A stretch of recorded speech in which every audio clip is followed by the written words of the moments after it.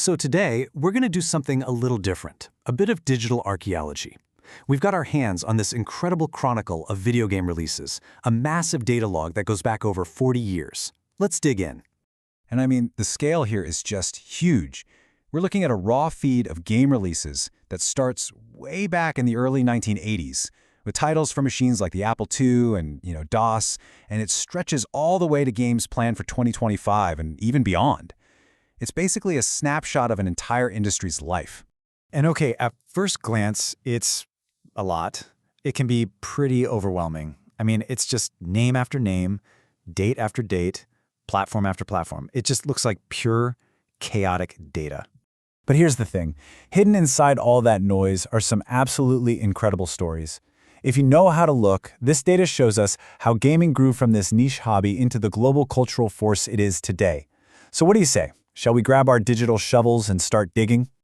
All right, so the first big story we uncover is all about one simple question. Where do we actually play games? As this chronicle shows, the answer to that has just exploded over the years, taking us from the basement PC right into our pockets. You can really break it down into 4 distinct ages. Think back to the 80s, the dawn of digital play. You had games like Wallbanger on DOS or Hayeki Yagyo on the NES. Your entire gaming world lived in one room. Then the 90s hit, bringing the console wars and the rise of Windows PC gaming. But in the 2000s, things got untethered. We start seeing early mobile platforms, like Japan's iApply, kind of a precursor to the modern App Store, and of course the iPhone, right alongside online consoles like the Xbox. Which brings us to today, what I'm calling the Everywhereverse, with games on VR headsets for titles like Mixture, or even streamed from the cloud directly to your Switch for games like Edge of Eternity. And this really drives that point home. In just the last few years of data, we can count over 15 distinct platforms. It's not just PlayStation, Xbox, and Nintendo anymore, right? We're talking Steam on Linux, itch.io and a web browser, Android, iPad, and the Quest VR headset.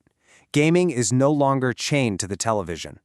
So with all these new places to play, that leads us right into our next big story. It wasn't just where we played that grew. The playing field itself basically went from a bunch of little local ponds to one massive global ocean.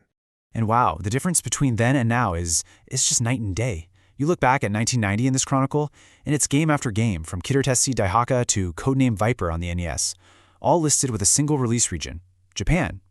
That was totally the norm. Now, let's fast forward to 2024. A game like Eggy Party doesn't just launch in one country. No way. It launches everywhere, all at once, from the US and Germany to South Korea and the United Arab Emirates.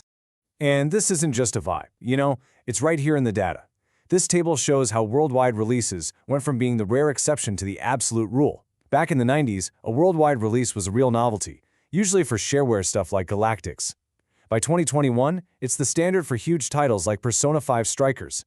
The default has completely flipped on its head. Okay, so you've got this global digital marketplace, and that opens the door for our third huge trend, the rise of the independent developer. The whole path to publishing a game has been completely transformed, kicking the doors wide open for creators everywhere.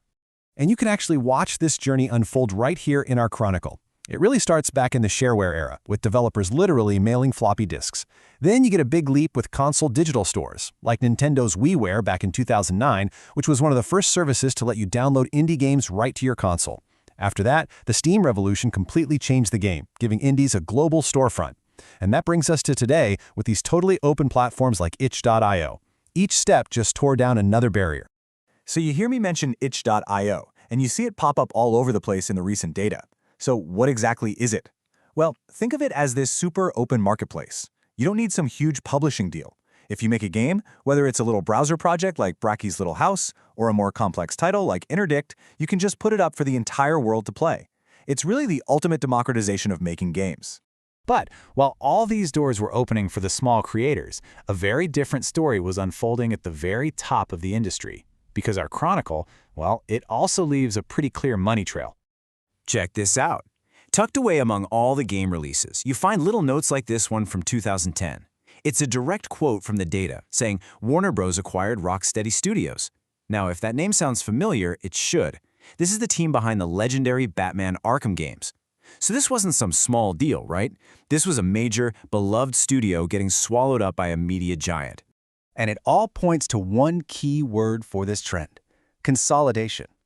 The big fish have been getting bigger by eating the talented smaller ones.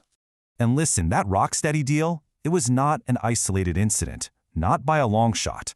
The Chronicle reveals this clear and persistent pattern, from Pacific Century Cyberworks buying VR1 Entertainment in 2001, all the way to Behavior Interactive acquiring SockMonkey Studios in 2023.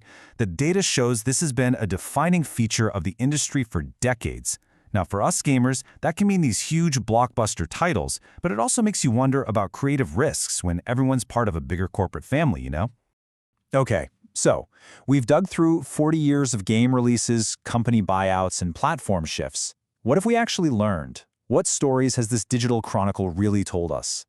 Well, it turns out we've found 4 huge narratives that have emerged from all that noise. We've seen an explosion of platforms, taking games off the TV and putting them literally everywhere. A major shift from walled-off local markets to a single, global playground. The incredible empowerment of small, independent creators, and, running right alongside all of that, the constant consolidation of major studios into these ever larger corporate umbrellas. So you've got these two massive opposing forces, right? The little guy getting a voice and the big guys getting bigger. And it's all happening at the same time on more screens than we've ever had before. It leaves you with this one fascinating question.